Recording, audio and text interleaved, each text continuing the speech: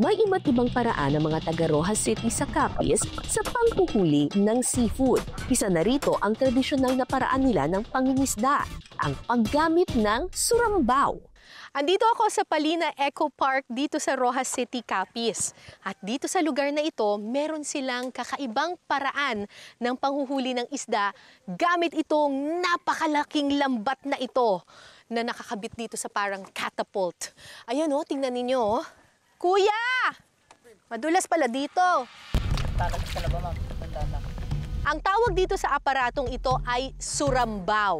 So, nakakabit dito isang malaking lambat na nakikita nyong ganyan. Yang lambat na yan, unti-unti yang ibababa doon sa tubig gamit itong catapult na ito. Tapos, ito rin yung gagamitin natin para iangat siya. So, this way, hindi mo na kailangang maghagis ng lambat or magladlad ng lambat. At hindi mo na rin kailangang maghila. Ito na yung gagawa din para sa'yo. Tara, gawin natin. Ang pangingisda gamit ang surambaw, bahagi na ng kultura ng mga taga Rojas. Ito raw kasi ang sinaunang paraan nila ng pangingisda. Ayan, bumababa na!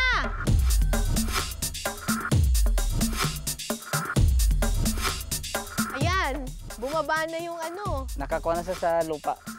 Tapos, anong mangyari ngayon? Hihintayin natin hintayin mga, depende man sa operator, pag angat, hihilahin ni Marvin yung PC, up naman yung lambat. Okay. Tapos hihintayin natin na may makuha dito na. Sa pakiramdam mo yung na may isda na ma-up, i-up sa na natin. pakiramdam ko. Sana magkaroon ng maraming isda. O, tutulong ako dito paghila. Hilahin na? Hilahin na, ma'am. Teka, mabigat ba? Kaya ko. Yan na. Magaan lang yun, ma'am, kasi may weights na lang mga naman. bato eh. May huli kaya?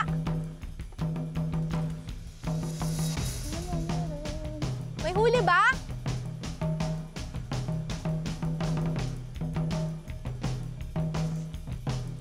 May huli? Wala. Wala. Wala. Bokya. Iyak-yak ulit natin.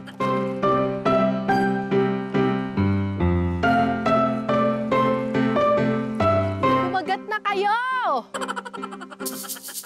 Ay, maghila na? Hila na, ma'am. Yeah. Uy, kaya ko! Ang lakas ko!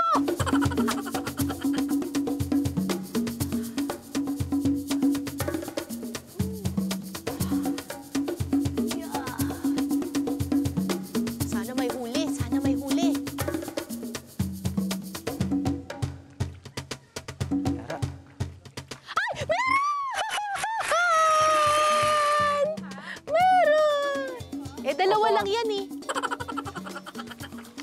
Dalawa lang, ma'am, ang kunuhuli. Tatlo! Dalawa. Ay, meron. Patay na yan. Patay na yung kanina isa. Kanina pa. Na-stuck na. Wala ako. Kuha na. Yeah!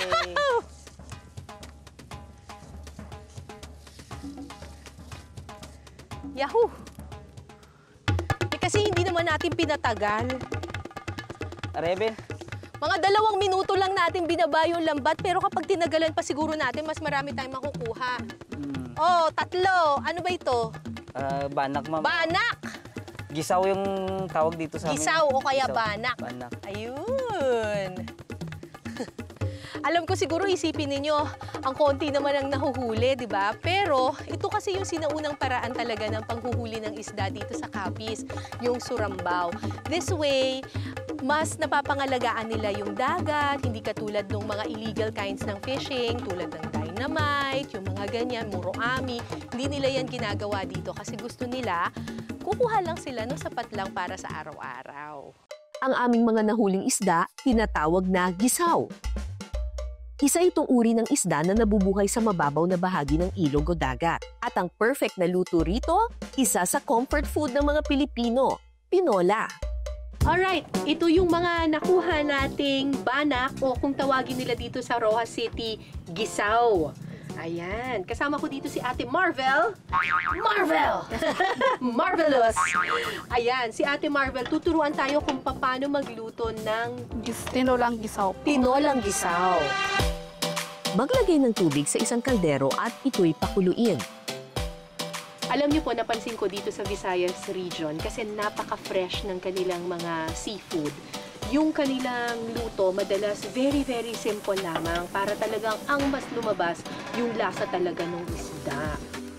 Kapag kumulo na ang tubig, pwede nang ilagay ang luya, kamatis at sibuyas. Ay, parang ano lang rin, ano, sinigang, ano. Yes po, ma'am. Tatakpan ito hanggang sa lumambot ang mga sangkap. Titingnan na po natin.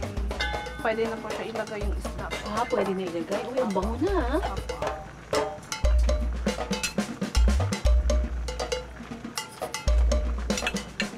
Itong isda, inasinan mo muna ito. O hindi na? Hindi pa po. Hindi.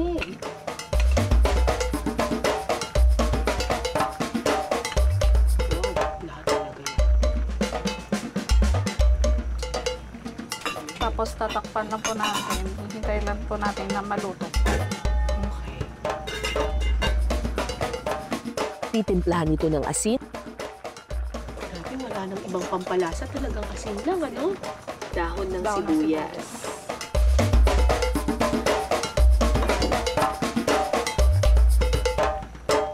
Okay, luto na yan, eh. Yes po, ma'am. makalipas ang ilang minutong pagpapakulo, luto na ang tinolang gisaw. Tikiman time na!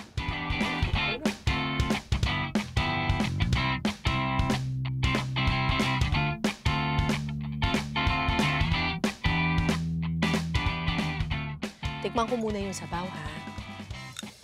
Simpleng-simple lang yung pagkakatinola, eh. Sarap.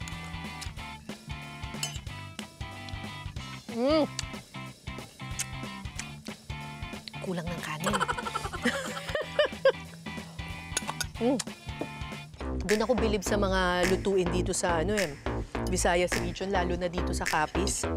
Kasi napaka-fresh talaga nung seafood nila. Saganang-sagana talaga sila sa seafood. Kaya yung mga timpla nila dun sa luto, simpleng-simple lang talaga. Ang nangingibabaw talaga yung freshness at yung flavor talaga nung seafood.